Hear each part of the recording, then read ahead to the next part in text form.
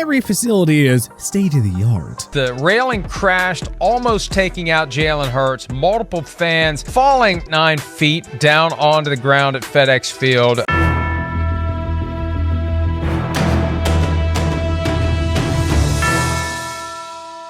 There are more than a couple of stinkers that NFL teams still play in every Sunday. Let's take a look at our rankings for every NFL stadium from worst to first. Number 30, FedEx Field. FedEx Field is a pretty easy choice when it comes to the bottom of NFL stadiums. Not only has the field proven repeatedly to be a death trap for home and away players alike, but we've even seen the stadium itself take a stab at injuring players when it came crashing down and nearly avalanched onto Jalen Hurts last season. It isn't just that players are in danger in DC either. A couple of years back, we saw fans end up in harm's way after a sewage pipe burst. Ugh.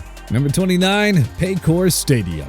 PAYCOR Stadium is yet another obvious example of the Bengals' general incompetence. In fact, the field was just called out by the NFLPA for being unsafe, and the union is now demanding an immediate replacement. PAYCOR is one of 7 NFL stadiums that still use slit-film turf, which reportedly has statistically higher in-game injury rates than all other surfaces. Beyond that, the stadium simply leaves much to be desired. Number 28, Bank of America Stadium.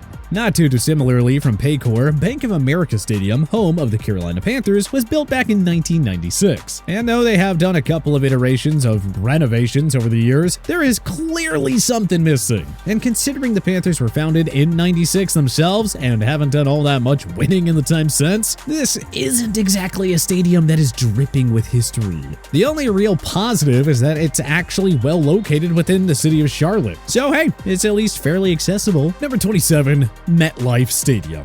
Though MetLife is a beneficiary of recent construction and features a lot of desirable amenities, having been built in 2010, it has to be pretty low on this list for all the things that it is not. It is not in Manhattan proper, where the proposed West Side Stadium would have been located. It does not have a roof, retractable or otherwise, which, considering the stadium is still in the Northeast, would have been pretty useful. And honestly, it lacks any real personality or vision. It's about as bland as a modern stadium can get. So for that reason, we are out on MetLife Stadium, especially when you consider it is jointly owned by the Jets and Giants. With all those resources, you would have thought they could have built an awesome stadium. But alas, we have a big old mess of meh. That's as many knee injuries and ankle stuff and people getting caught on a turf as I've ever been a part of. From what I saw, the other team did too. I know our players talked about it the entire game, just how sticky the turf was, and I think that was the first time people played on it, I think. But yeah, it was something our guys were concerned about right away, and the results definitely made that a lot stronger. And unfortunately, it's a place we got to go back to next week. Number 26, Highmark Stadium. Moving on to the real New York team, the Bills, who up in Western New York play their games at one of the biggest dumps in the league, Highmark Stadium. Oh, hi, Mark. But much like the franchise that lives there and its fan base, Highmark is loaded with character, excitement, and vibes. Not to mention one of the most epic tailgating scenes in the entire country, let alone the NFL. Otherwise, it would be way lower on this list. Number 25, TIAA Bank Field. TIAA Bank Field is fighting an uphill battle existing in Jacksonville, which, let's face it, isn't exactly first city material, but isn't quite as bad as the tarps that used to cover the upper bowl because the Jacks couldn't draw fans might indicate. That being said, it's still best known for having a pool, and that's pretty much it. It's got a pool. Number 24, Hard Rock Stadium. Though the Dolphins' home field should have location on its side, it's actually kind of a knock on Hard Rock, as it's really in the middle of nowhere. But it isn't the worst place to catch a game, as evidenced by it having hosted 6 Super Bowls. Number 23, Soldier Field. Soldier Field, like Highmark, unfortunately is in grave need of an upgrade, or frankly, a replacement. It's home to some of the best NFL fans around, but the Bears need a modern upgrade. Yes, they've done some renovations, but let's face it, ground originally broke in 1922, and no Band-Aid solution is going to change that. Number 22, Ford Field. Ford Field gets some bonus points for being one of the few Midwestern franchises to relinquish its Nordic roots and reject the idea of playing and watching football outdoors during the brutal winters that the region is known for. It also has some pretty awesome skylights and a large glass window at the open corners of the roof, which lets in a sizable amount of natural light. You know, on the off chance that it isn't gloomy and gray out. Number 21, NRG Stadium. The Texans opened NRG Stadium in 2002, and it has the unique distinction of having been built not just to the specifications of an NFL field, but also the rodeo,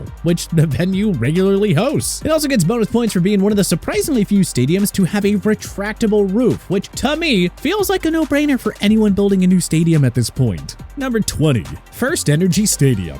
First Energy Stadium, though outside, has a high-end heating system that prevents the field from freezing in the cold Cleveland weather. They added some nice bells and whistles in 2014, including a massive scoreboard, but that was not without sacrifice. As one of the most die-hard bleacher sections in all the NFL, the dog pound was shrunk in the process. Number 19. Gillette Stadium. There have been some big games played at Gillette over the last 20 years, and the atmosphere is top-notch. There aren't too many bad seats in the house, but getting one of those seats regardless is notoriously expensive, even by NFL standards. It does, however, feel a bit tacky at times because of the massive retail expansion that the team implemented in and around the stadium itself. Number 18. M&T Bank Stadium. There's something awesome about cities that position multiple sporting venues in the same neighborhood. It just sort of adds to the atmosphere. M&T Bank Stadium also has excellent amenities for the fans, and because of its locations, it's easily accessible. Baltimore also gets brownie points for having a beautiful natural grass playing surface.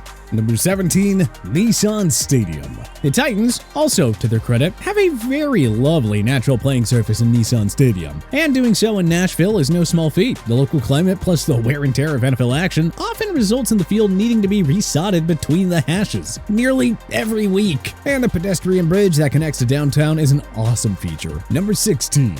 Lincoln Financial Field. The Link! What a place to catch a game. There are few places that can match the intensity that you'll find in Lincoln Financial Field every Sunday. But I can't in good conscience recommend a visit, as opposing fans aren't always treated with the decency that you might expect. Number 15.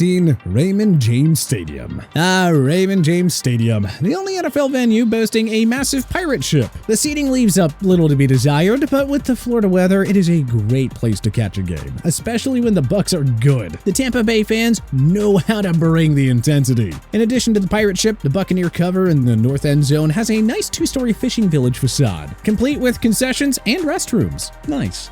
Number 14. State Farm Stadium. The Arizona Cardinals' home has the unique distinction of being the first retractable roof ever built on an incline, which, hey, that's pretty cool. And useful, considering the immense desert heat that needs keeping out. Number 13. Levi's Stadium. Levi's Stadium features a beautiful natural grass field, and it fits approximately 2/3 of its 68,500 person capacity in the lower bowl of the stadium, which is absolutely unheard of. This makes the stadium significantly more accessible and improves seating options for fans across the board. Number 12. Lucas Oil Stadium. Lucas Oil Stadium is one of the best-known NFL venues, in part because of the large-scale events that are hosted there. One of the coolest features of this stadium is the retractable north window that offers a beautiful view of downtown Indy. Number 11. Empower Field at Mile High. Denver has some of the best fans in the league, and it's a great place to see a game, especially since the $30 million renovation project that they completed ahead of the 2013 season, which added a massive HD LED video board triple the size of its predecessor. Number 10. Caesars Superdome. Though it isn't the sparkly new stadium it once was, the Superdome is still one of the coolest places to see an NFL game. Yes, it has a long way to go if it wants to keep up with the Joneses, but between the atmosphere on game day and being walkable from the French Quarter of New Orleans, we had to keep it in the top 10. Number 9. Acrisure Stadium. Though Acrisure Stadium doesn't have the same ring to it that Heinz Field does, the stadium is still top-notch. It has aged like a fine wine in the 20-plus years since it opened, and the Steelers fans know how to bring the heat. Number 8. AT&T Stadium. Jerry's World. This one speaks for itself. Jerry wanted to build a venue that was top of the line, and he did just that. Everything in and around is top-notch. It would be higher if they could only figure out how to nip that nasty glare problem they experienced during some afternoon games. Number 7. SoFi Stadium. SoFi looks and feels exactly how you'd want a stadium that cost $5.5 billion to look and feel. The concourses sparkle in a way that seems scientifically impossible when you consider the foot traffic that goes through that place on a weekly basis. And it doesn't hurt that the facility is built in beautiful Los Angeles. Number 6. Allegiant Stadium. Allegiant Stadium gets a slight nod over SoFi, primarily because while it is not that same Bay Area feel, there are still far more fans that actually care about the games being played there than at SoFi. Allegiant is ridiculously nice as well. It is a bit touristy, which shouldn't come as a surprise considering it is in Las Vegas, and the concessions will cost you a small fortune, but if you want a comfortable high-end football viewing experience, Allegiant is a great place to catch a game. Number 5. Lambeau Field. So, this one is admittedly a bit of a formality. Obviously, Lambeau Field doesn't have the same shine that some of the more modern stadiums do, but it is still impossible to drop the historic venue out of the top 5. There have been so many legendary NFL moments on those grounds, and the team has done well to keep it just modern enough that it doesn't fall into the good vibes, bad stadium bucket like Highmark. Number 4. US Bank Stadium. The Vikings have gotten a major upgrade with US Bank Stadium compared to its former digs, the Metrodome. The coolest part of the stadium has to be the glass ceiling that makes the facility field all-encompassing. And of course, it has all the bells and whistles that you'd want from a new stadium. Number 3. Mercedes-Benz Stadium. Between the state-of-the-art facilities and the fan-friendly concession pricing, there's not much to complain about stadium-wise down in Atlanta. It is a world-class venue that regularly holds major events in addition to Falcons home games. Not only does it have all the luxuries that its big spenders want, but it has a few creative features for us regular fans. And they even redeveloped the land outside the stadium where the old Georgia Dome once stood, turning it into the Home Depot backyard, which acts as an 11-acre tailgating area. Number 2. Lumen Field. Lumen Field has twice claimed the Guinness World Record for loudest crowd noise at an outdoor stadium. That was back when the Seahawks and the Legion of Boom reigned supreme in the NFL. But hey, even now, this stadium still gets pretty raucous. It's also built into a robust event center, which is home to the Washington Music Theater. Number 1.